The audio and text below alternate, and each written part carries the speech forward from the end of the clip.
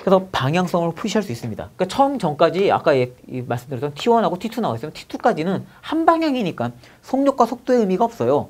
하지만 되돌아오기 때문에 이때부터는 어떻게 해요? 멀어지는 속력인지 다가오는 속력인지 구별해 주셔야 되죠. 그러니까 방향성을 넣어줘야 되기 때문에 속도라는 개념을 집어넣어 주시면 되고요. 이때 접선의 기울기는 그 순간에 빠르게 크게만 담고 있기 때문에 그때는 속력이든 속도든 속력 얘기하면 그냥 평균 속력, 속도 얘기하면 속도의 크기라고 물어봅니다. 방향성은 이런 거 제외하고 크기가 얼마냐. 대신 보시면 알겠지만 T3일 때까지 보시면 이 물체에 T3까지 자 보세요. 평균이라는 말을 집어넣어서 속력을 물어볼 수도 있고 속도를 물어볼 수도 있겠죠. 그러면 예를 들어서 이 평균이라는 시간이 예를 들어 10초다 그러면 10초 동안 속력은 총 이동한 거리니까 10m까지 갔다가 4m니까 총 14라고 하면 큰일 납니다. 10m를 갔다가 6m를 되돌아온 거죠. 그러니까 얘는 16m 이게 속력이 되겠습니다. 이동한 거리. 하지만 속도는 총 10초 동안 변이 값이 얼마죠? 4m밖에 없잖아요. 그죠? 변환 이치니까요. 4m 집어넣어 주시면 돼요. 이해하셨습니까? 그러니까 얘는 지금 1.6m/s라는 뭐가 나와요? 평균 속력. 얘는 0.4m/s라는 평균 속도라는 개념이 나타나겠죠. 이해하셨죠? 그래서 우선 운동의 표현에서 거리 시간 요 정도 딱 정리해 놓으면 될 것 같고요. 이런 개념들을 조금 더 어떻게 돼요? 좀 더 집어넣어가지고 이제 가속도 개념까지 넘어가 보도록 하겠습니다. 자, 우선 저희 교재에 보시면 9페이지에 이동거리와 변이 개념 나와 있을 거고요. 그 다음에 10페이지랑 11페이지 보시면 평균 속도와 순간 속도, 자, 그 다음에 등속도 이런 개념이 나와 있습니다. 그리고 이제 상대 속도 개념은 너무 어렵게 가르칠 필요는 없어요. 이런 것들은 요즘은 이제 많이 물어보지는 않겠지만 상대 속도 얘기하면 지금 이게 다 속도 아닙니까? 속도. 그럼 이게 뭐죠? 제가 정지해 있는 상태에서 보는 거죠? 제가 움직일 수 있잖아요. 그죠? 그러니까 예를 들어서 어떤 물체가 속력이 지금 정지해 있지만 내가 움직임으로 인해서 물체가 속도가 있는 것처럼 보일 수도 있습니다. 맞죠?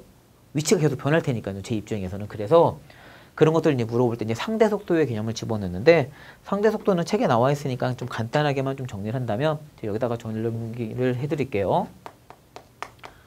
상대 속도. 여기 지금 속력하고 속도 나와 있지 않습니까? 그죠? 여기에 평균 집어넣으면 전체 시간 동안 전체 이동한 거리, 전체 시간 동안 전체 변이라는 개념으로 가주시면 되고요. 상대 속도는 자 VAB는 VB-VA라고 표현하는데 간단합니다. A에 대한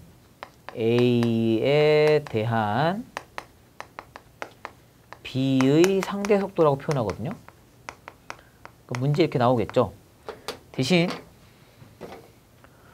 뭐뭐에 대한은 뭐뭐가 보는으로 바꿔주시면 됩니다. 알겠죠? 즉 A가 보는 해주시면 돼요.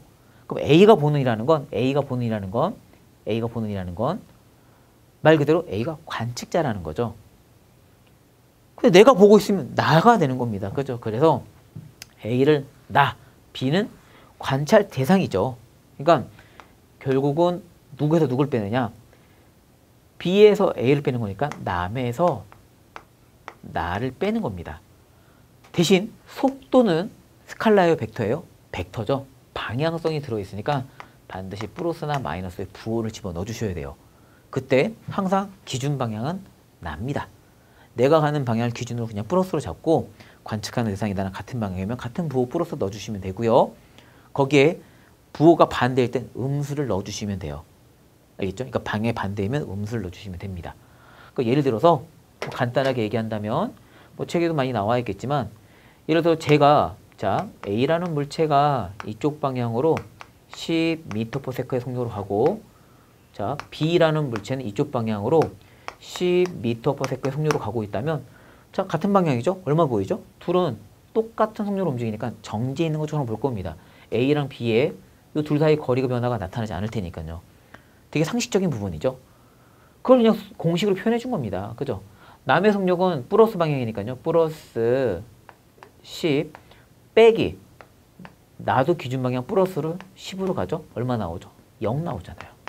승수는 0이야. 근데 이 방향이 아니라 이 방향이라면 뭐가 음수가 되겠죠? 그럼 제가 봤을 때 저랑 반대 방향으로 가게 되면 더 빨라 보이는 것처럼 나타납니다. 네, 그런 부분이죠. 그래서 이때는 남이 B가 나랑 반대 방향으로 10으로 가고 있어. 빼기 나는 기준 방향 플러스 10으로 가고 있으니까 얼마 나오죠? 마이너스 20m/s 그렇게 나오네요. 그래서 마이너스는 건 방향성이죠. 그래서 나랑 반대 방향으로 벡터입니다. 나랑 반대 방향으로 내 속력보다 2배 크게 가는 것처럼 보여. 이렇게 그냥 정리하실 수 있으면 돼요. 그게 상승속도 개념이 되겠습니다. 예제 문제 있으니까 풀어봐서 정리해 주시면 될 것 같고요. 자, 등속도 운동 간단하게 했습니다. 어떤 물체가 힘을 받지 않았을 때라는 전제 조건이다. 자, 그러면 우리 두 번째 강의에서는 14페이지는 가속도부터 간단하게 또 정리해 보도록 하겠습니다. 여러분 수고 많으셨습니다.